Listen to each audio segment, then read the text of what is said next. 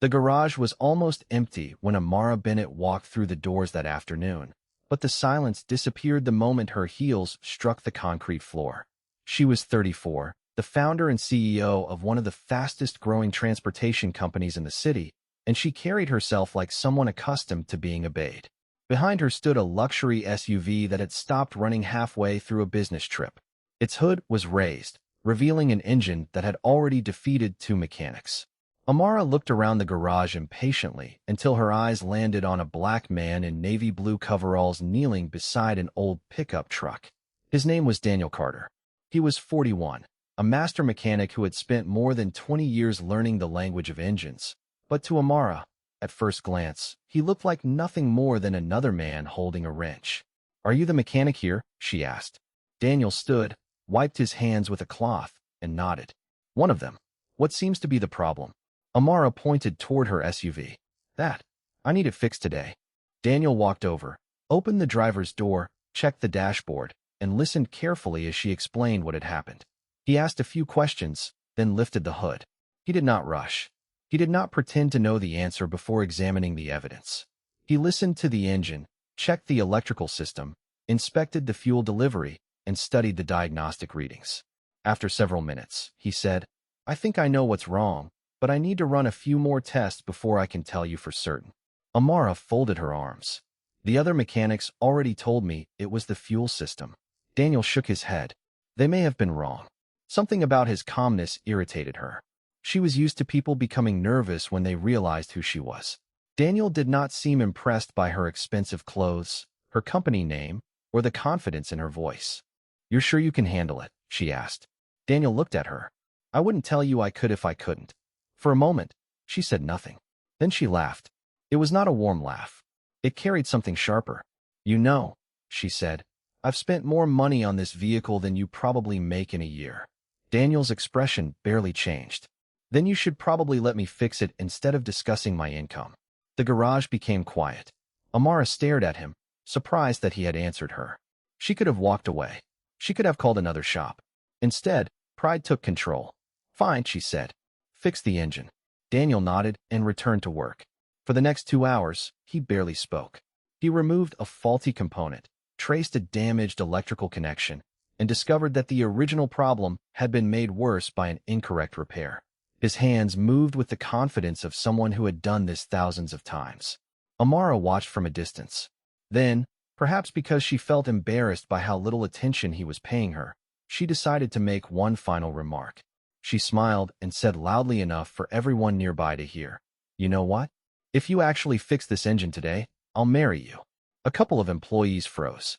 Daniel slowly looked up. He could have embarrassed her. He could have insulted her. Instead, he simply asked, "Is that supposed to motivate me?" Amara laughed again. "Maybe." Daniel turned back toward the engine. "Then keep your word." The words landed differently than she expected. By late afternoon, the engine was ready.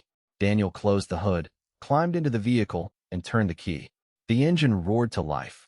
Amara's smile disappeared. She stared at the dashboard, then at Daniel. "You actually fixed it." Daniel stepped outside. That was the assignment. She looked almost offended by the simplicity of his answer. "How much?" He gave her the bill. She paid without arguing. Then Daniel looked at her and said, "About that promise." Amara's face tightened. She had said it as a joke. A careless joke built on assumptions she had not realized she was carrying. Daniel continued, "You don't owe me marriage. You owe me respect. Those are 2 different things." For the first time that day, Amara had no answer. She drove away, but the conversation followed her home. That night, she replayed everything in her mind. The way she had looked at him. The assumption that his clothing represented his intelligence. The comment about money. The joke about marriage. She had believed herself to be confident, successful, and independent, yet she had treated a stranger as though his dignity depended on her approval. The next morning, Amara returned to the garage. Daniel was working beneath another vehicle. "I came to apologize," she said. Daniel slid out and stood. She continued, "Yesterday, I judged you before you ever touched my car. I spoke to you disrespectfully, and I made a joke that crossed a line. I was wrong." Daniel listened. "I'm not asking you to forget it," she added. "I just wanted you to hear me admit it." Daniel nodded slowly. Apology accepted. Months passed. Amara began visiting the garage, not because her vehicle needed repairs, but because she had become curious about the man behind the wrench. She learned that Daniel had built his career after being rejected from several opportunities despite having the qualifications. He had been underestimated, ignored, and sometimes openly disrespected. Yet he never allowed bitterness to become his identity. He had eventually opened his own repair business, hired young apprentices from struggling neighborhoods, and taught them something he wished someone had taught him earlier. Your circumstances may explain where you start, but they do not determine where you finish. Amara respected that. Their conversations grew longer. Respect became friendship. Friendship became something neither expected. And eventually, months after the day in the garage, Amara stood beside Daniel at a community event where his company was awarding scholarships to young mechanics. She looked at him and smiled. "Do you remember what I said about marrying you?" Daniel laughed. "I remember. This time," she said, "I'm not joking." Daniel looked at her carefully. "Then this time, make sure it's because you know who I am, not because I fixed your engine." Amara smiled. That's exactly why. They did not fall in love because a black mechanic proved himself worthy to a powerful woman. He had never needed to prove his humanity, intelligence, or dignity. They fell in love because, after stripping away pride and assumptions, they finally saw each other as human beings. The engine had been repaired that afternoon, but something else had been repaired too, a lesson about dignity. Daniel never needed Amara's wealth to define his worth. Amara eventually learned that success means very little when it teaches you to look down on the people standing beside you. And perhaps that was the real victory. Not that a wealthy CEO eventually married a black mechanic. Not that a man who had been underestimated finally received recognition. The victory was that Daniel never surrendered his dignity while being judged by someone who had not taken the time to know him.